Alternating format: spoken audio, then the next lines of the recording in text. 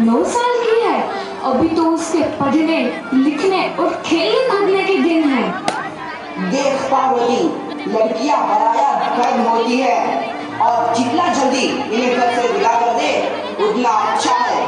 कल से आनंद की पढ़ाई लिखाई बंद। पर बापू, इसमें मेरी क्या गलती है? आप मुझे पढ़ाई करने क्यों नहीं देते? तेरी गलती है कि तू एक लड़की है। लड़का होती तो क्या बापू? लड़का होती तो क्या? ऐ लड़की, ज्यादा जबान न चला, नहीं तो जबान हलक से खींचकर बाहर निकाल दूंगा। बापू, मैं पढ़ लिख कर कुछ बनना चाहती हूँ। मेरी पढ़ाई ना रोको बापू। आनंदी, तुझे पढ़ना है तो पढ़, लेकिन सारी उम्र बाप की छाती पर यूं बोझ बनकर ना बैठ। पर बापू, अभी तो मेरी उम्र पढ़ाई लिखाई की है। मुझे पढ़ लिख कर डॉक्टर बनना है। पढ़ाई पढ़ाई पढ़ाई, आज तो तेरी किताबों का काम तमाम करके ही छोड़ूंगा। ये ले। नहीं बापू, मत छोड़ो बापू। मत छोड़ी। नहीं बापू, नहीं। बापू, ये तुमने क्या किया? तुमने मेरी इन किताबों को भी नहीं पढ़ा बापू। मेरी किस्मत फाड़ दी, मेरी किस्मत। ये कापी किताबें ना सिर्फ छोरों के हाथ में अच्छी लगती है, लड़कियों के हाथ में तो सिर्फ मेहंदी अच्छी लगती है, मेहंदी। पर बापू, मैं लड़की हूँ तो क्या हुआ? लड़का और लड़की तो हमारे दोनों आंखों के समान होते हैं। चुप कर आनंदी, और यह एहसान मान कि अब तक जिंदा है तू। कहीं बचपन में गला दबाकर मार दिया होता तो यह तेरी बकबक नहीं सुननी पड़ती आज। पर बापू, मुझे चूल्हा जलाना अच्छा ना लगते है। देख छोरी, जितना जल्दी हो तू चूल्हा जलाना सीख ले, उतना ही अच्छा है तेरे लिए। और हाँ, तेरा ब्याह तो होगा, वो भी कल के कल। अगला जीवन है तुम्हारी यही कहानी। आंचल में है दूध और आंखों में है पानी। मुझे माफ कर दे बेटी, तेरे बापू के जिद के आगे मेरी एक न चलेगी। माफ कर दे बेटी, मुझे माफ कर दे। इस प्रकार मात्र 9 वर्ष की छोटी उम्र में आनंदी का विवाह गोपाल राव जोशी से हो गया। बाल विवाह एक सामाजिक कुरीति है और इस कुप्रथा का शिकार होना पड़ा आनंदी को। 5 वर्ष बाद आनंदी 14 साल की हो गई है। उसके घर एक शिशु ने जन्म लिया है। देखते हैं आगे क्या होगा। देखिए ना, इसे क्या हो गया है? इसका माथा तो अंगार की तरफ तप रहा है। इससे तो बहुत तेज बुखार है।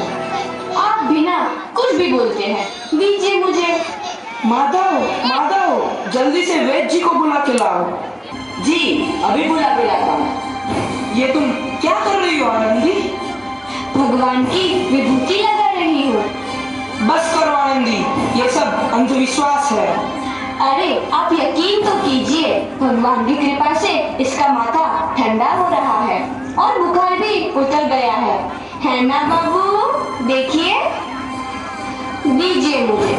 उठो बाबू, आंखें खोलो, तुम्हें तुम्हारी माँ बुला रही है। आंखें खोलो, देखिए ना इसे क्या हो गया है। आंखें भी नहीं खोल रहा। आंखें खोलो बेटा। आप चुप क्यों है? आंखें खोलो बेटा, आंखें खोलो। आनंदी, हमारा बेटा कभी आंखें नहीं खोलेगा। नहीं, ऐसा नहीं हो सकता। मेरे बेटे को मुझसे कोई नहीं छीन सकता, कोई नहीं छीन सकता। पागल मत बनो आनंदी। माधव,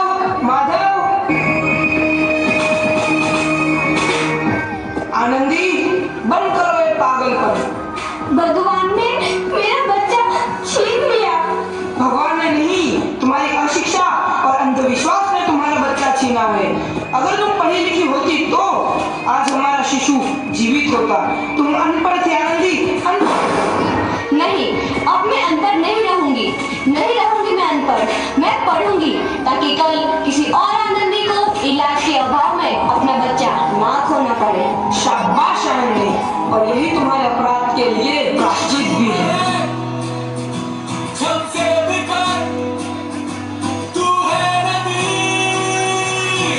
आनंदी, तुम्हारी 12वीं का परिणाम आ गया है। तुमने पूरे कॉलेज में प्रथम स्थान अर्जित किया है।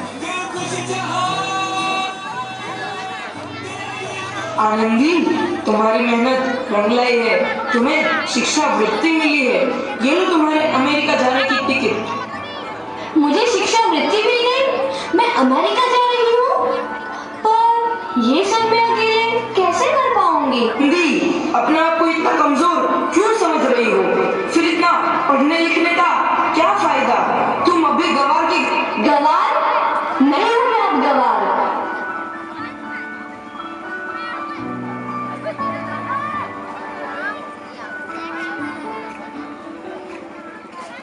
तो इस प्रकार 7 अप्रैल 1883 को आनंदी अमेरिका के पेंसिल्वेनिया के लिए रवाना हुई और 3 साल बाद उन्होंने डॉक्टर ऑफ मेडिसिन की उपाधि प्राप्त कर ली।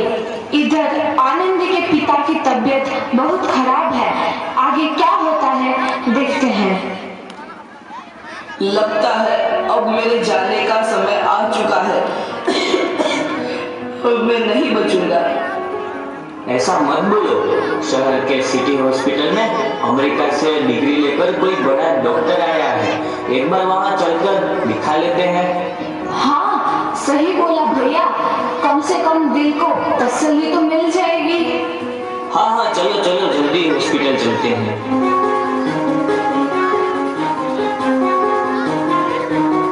इस मरीज की हालत तो बहुत ही खराब है। कोई चमत्कार ही इसे बचा सकता है। ऐसा मत बोलो भाई। डॉक्टर साहब कब तक आ जाएंगे? लो आ गई डॉक्टर मैडम। डॉक्टर मैडम, जल्दी देखिए, मरीज की हालत बहुत ही खराब है।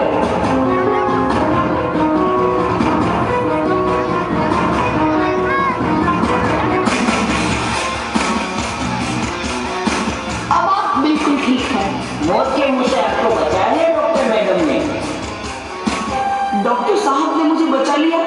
मुझे मिलना है डॉक्टर साहब से। डॉक्टर साहब नहीं, डॉक्टर मैडम बोलो। डॉक्टर मैडम, उन्होंने ही तुम्हें जीवन दान दिया है। लो आ गई डॉक्टर मैडम, मिल लो उनसे। डॉक्टर मैडम, आपका बहुत बहुत धन्यवाद।